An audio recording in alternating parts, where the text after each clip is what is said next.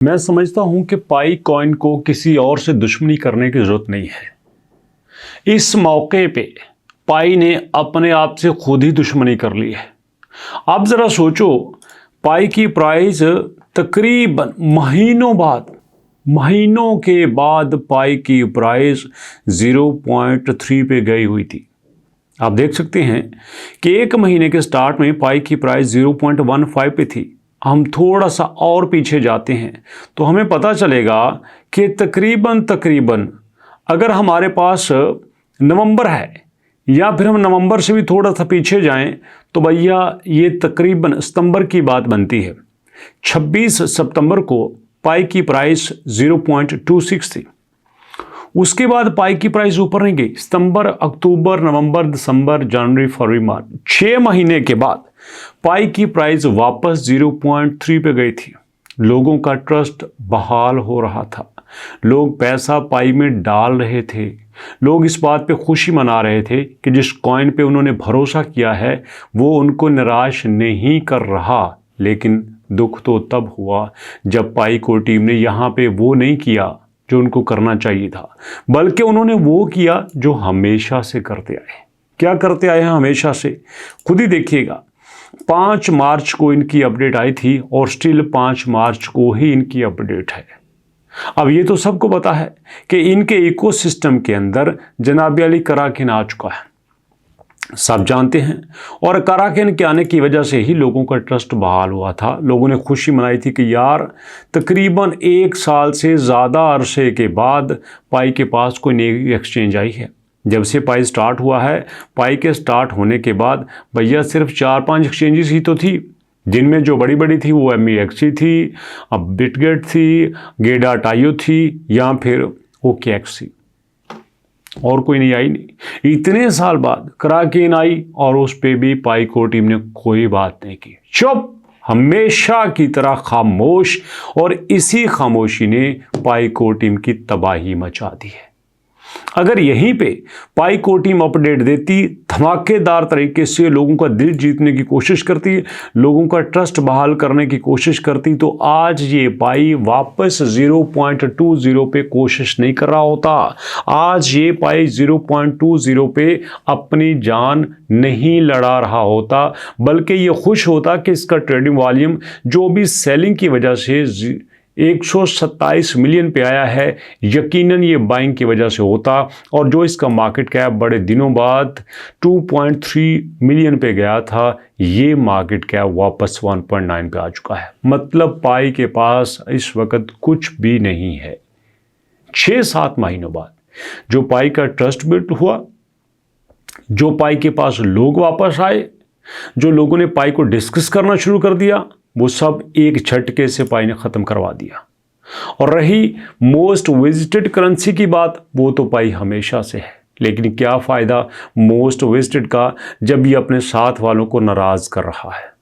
अब देखो ना, इस वक्त बिटकॉइन भी मोस्ट विजिटेड में है, लेकिन पिछले 30 दिनों से, पिछले 7 दिनों से प्रॉफिट में चल रहा है। इथेरियम भी मोस्ट विजिटेड में है, पिछले 30 दिनों से, पिछले 7 दिनों से प्रॉफिट में चल रहा है। सोलाना भी पिछले 30 दिनों से, पिछले 7 दिनों से प्रॉफिट में चल रहा है।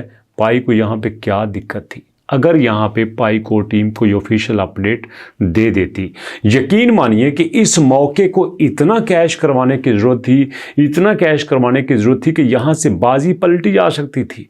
ये जो कराकेन है, ये मामूली एक्सचेंज नहीं है भैया। लोगों को लगता है कि मामूली एक्सचेंज है, कुछ कहते हैं ये तो टॉप 10 में भी नहीं आती। मैं कहता हूँ टॉप 10 में भी नहीं आती, बल्कि टॉप 11 में भी नहीं आती। लेकिन जो इसके पास पावर है ना, वो किसी और में नहीं है। अब जरा सोचो, एक तरफ सूडान हो, बांग्लादेश हो, पाकिस्तान हो, नेपाल हो, भूटान हो, इंडिया हो, श्रीलंका भी ऐड कर लेते हैं।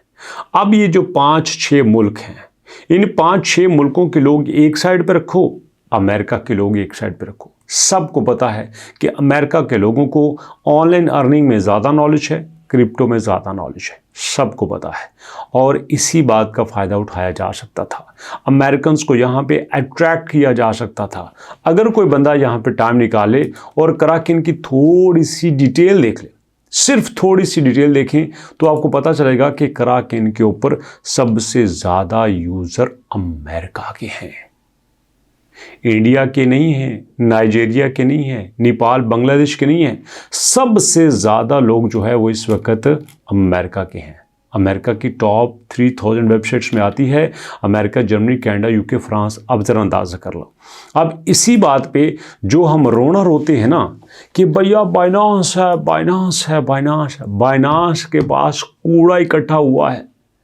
बाइनांस के पास है में तो चौथे दिन को लीगल नोटिस उसको नहीं आते। इसी वजह से आते हैं कि इसके पास जो लोग हैं वो उस लेवल के अवेयर नहीं हैं जिस लेवल के कराकेन के पास हैं। मेरी बातें आप लोगों को बुरी लगती हैं, बट फैक्ट यही है कि इस वक्त आप बाइनांस के यूज़र की लिस्ट चेक कर लो, उनमें सबसे टॉप पे नाइजीरिया के होंगे, बांग्लादेश के होंगे, पाकिस्तान के होंगे, इंडिया के होंगे, वियतनाम के होंगे। लेकिन कराकेन को जाके चेक कर लो, वहाँ पे सबसे ज़्यादा अमेरिकन होंगे। अब सोचो, अगर कोई कॉइन सबसे ज़्यादा अमेरिकन ख़रीद रहे हैं और अमेरिका में वो ट्रेंड पे चल रहा है, तो सोचो क्या बात बन सकती है। भैया बात तो बहुत बन सकती है। तो ऐसे में मैं सिर्फ आपसे इतना कहना चाहता हूं कि अगर किसी तरह पाईको टीम ये बात समझ लेती कि उसका यूज़र क्या चाहता है।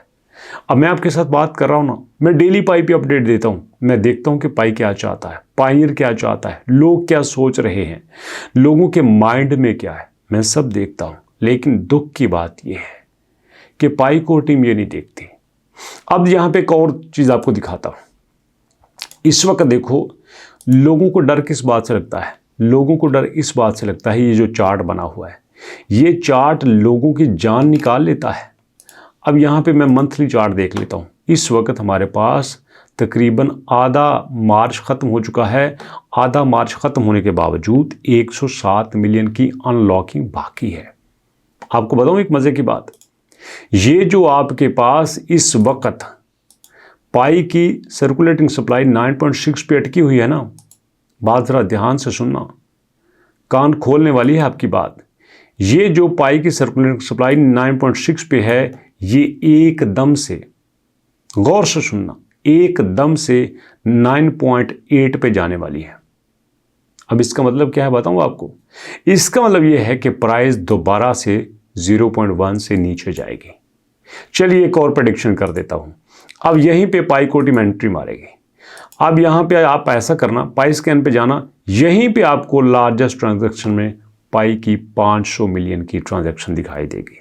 पाई फिर अपना अकाउंट भरेगा। मुझे कभी कभी ऐसा लगता है कि पाईको टीम के जो ऑनर्स हैं ना, वो इसलिए पाई पे काम नहीं कर रहे कि उनको पाई से दिलचस्पी है, या लोगों के लिए पाई को खड़ा कर रहे हैं, इसलिए पाई पे काम कर रहे हैं कि उनकी जेब कैसे बढ़ती है। यकीन मानो, क्योंकि हमेशा जब भी डाउन जाता है वो ख़रीद लेते हैं, जब भी डाउन जाता है ख़रीद लेते हैं, और फिर जब ऊपर जाता है तो लाजमी बात है बेचा तो होगा ही नहीं। एम तो 90 बिलियन की सप्लाई अपने पास नहीं रखी। इसलिए मैं कहता हूं, जब पाईको टीम ने डिसेंट्रलाइजेशन कर दी, मेन नेट की लॉन्चिंग कर दी, तो भैया मज़ा तब है, अदरवाइज कोई मज़ा नहीं है। कल भी मुझे एक इंडिया से दोस्त ने मैसेज किया, उन्होंने कहा क्या पाईको टीम मेन नेट की लॉन्चिंग करेगी? मैंने कहा सवाल ही पैदा नहीं होता, मुझे तो ऐसा कोई दिखाई नहीं देता। हो भी सकता है, लेकिन अभी तक ऐसा चांस नहीं है कि ये मेन नेट की लॉन्चिंग कर दे, ये डिसेंट्रलाइजेशन कर दे, तो ये बड़ी बात है। अपने जेब से कुछ निकालें तो तब है ना, सारा तो अपनी जेब में डाले जा रहे हैं। तो यहाँ पे दोस्तों बात सिर्फ इतनी है कि पाई बहुत कुछ कर सकता था अगर पाईको टीम चाहती। इसी दुआ के साथ कि अल्लाह इन्होंने हिदायत दे। मुलाकात करते हैं नेक्स्ट वीडियो में, तब तक के लिए अल्लाह की अमान।